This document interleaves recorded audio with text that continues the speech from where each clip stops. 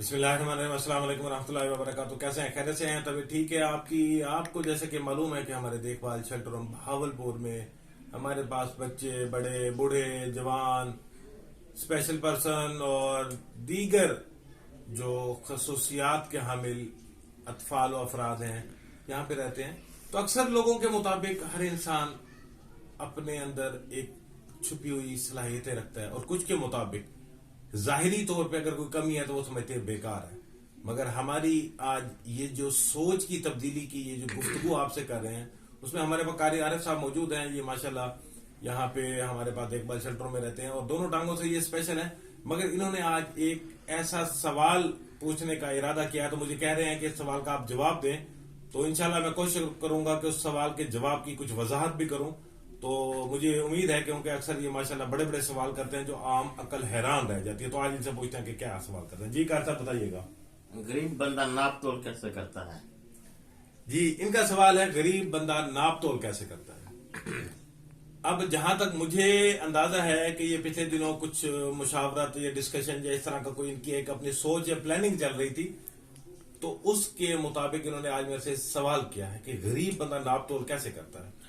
उसके पीछे एक वजह है क्योंकि अक्सर जगह पे आपने देखा होगा कि इलेक्ट्रिक मेजरमेंट के जो है पैमाने आए हुए हैं जिसे हम आम सादे अल्फाज में कहते हैं जी इलेक्ट्रिक तराजू, वो आए हुए हैं। किसी के पास वो जो वजन करने वाले 1 किलो का एक लोहे का बटा बड़ा होता है, दूसरा होता है, तीसरा होता है। वो वेट जो होते हैं 1 किलो का, 2 किलो का, 3 किलो का आम अल्फाज में, क्योंकि अक्सर लोग हमारे तरह के समझते हैं वो कहते हैं जी लफ्ज की वजाहत जो है ना उस सरायकी में भी कर दिया करें। तो वो मैं ये बताऊं 5 किलो का बट्टा होंगे, 1 किलो का बट्टा होंगे, आधा किलो का शारक दा अध पादा ये बट्टे भी होने हर बंदे को ना।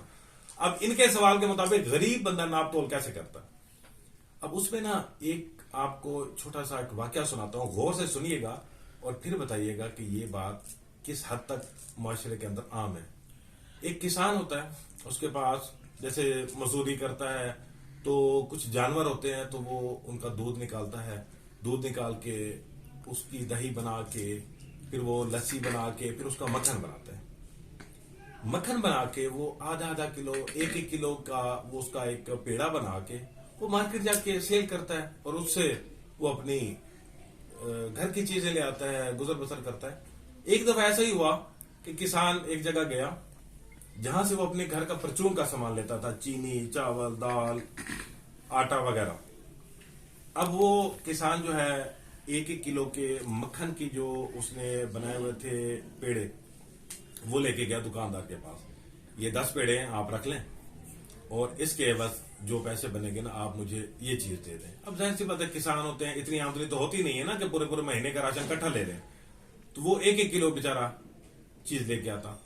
अब उसने 1 किलो चावल लिए, 1 किलो चीनी ली, इसी तरह से बाकी सामान भी लिया, तफसील लंबी हो जाएगी। अब वो चला गया।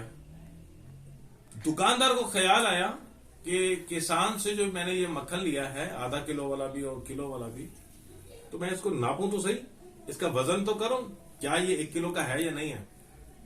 तो बड़े मजे की एक कहता, गौर कीजिएगा इस बात पे कि नाप तो कैसे करता है गरीब बंदा। तो बड़े मजे की बात थी कि किसान जो मक्खन का पेड़ा लाया था दुकानदार को सेल करने के लिए 1 किलो का, जब दुकानदार ने तोला तो वो 900 ग्राम था। आपके इल्म में होगा कि एक अंदाजे के मुताबिक 1000 ग्राम होते हैं 1 किलो में। अब वो 900 ग्राम का जब मक्खन का पेड़ा निकला कि भाई ये तो किलो से कम है, 100 ग्राम कम है, तो दुकानदार को बड़ा गुस्सा आया। उसने सारे मक्खन के पेड़े उठाए और नीचे गिरा दिए, तोड़ दिए। अब 1-2 दिन बाद दोबारा जब किसान आया मक्खन के पेड़े लेके तो दुकानदार उससे लड़ने लग गया, दफा हो जाओ, तुम बेईमान हो, तुम ये हो, तुम वो हो, मैं किसी बेईमान से करो कि उसने सलवातें सुनाई कि तुम ये और वो सारा कुछ करके तुम बेईमान हो कि 1 किलो का तुमने मक्खन का पेड़ा मुझे दिया तो वो तो 900 ग्राम का है, 100 ग्राम कम है हर पेड़े में। तो किसान ने कोई गुस्सा, कोई रिएक्शन नहीं किया, कोई बदतमीजी नहीं की। उसने कहा हुजूर बात ये है कि आप गुस्सा क्यों कर रहे हैं।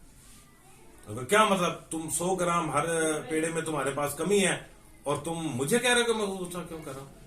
क्या सर बात यह है कि जब मैं आपको मक्खन के पेड़े देके घर का राशन ले जाता हूं, जो 1 किलो चावल आप देते हैं, 1 किलो चीनी देते हैं, मैं जाके कभी चावल एक तराजू में रख देता हूँ, दूसरी साइड पे मक्खन का पेड़ा रख देता हूँ, कभी चीनी एक साइड पे रख देता हूँ, दूसरी साइड पे मक्खन का पेड़ा रख देता हूँ।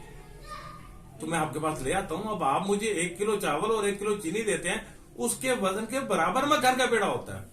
ये बात करने की देर थी तो दुकानदार का सारा गुस्सा हवा हो गया। उसने कहा जी मैं गरीब बंदा हूं, मैं वो 1 किलो का बट्टा नहीं है मेरे पास, मैं तो जो चीनी या चावल आपसे किलो किलो ले जाता हूं, कभी मैं चावल एक साइड पे रखता हूं, उसके हम वजन मक्खन का पेड़ा बना देता हूं, कभी एक साइड पे मैं चीनी रखता हूं 1 किलो, कभी दूसरी साइड पे चीनी की दूसरी साइड पे मैं मक्खन का पेड़ा रख देता हूं।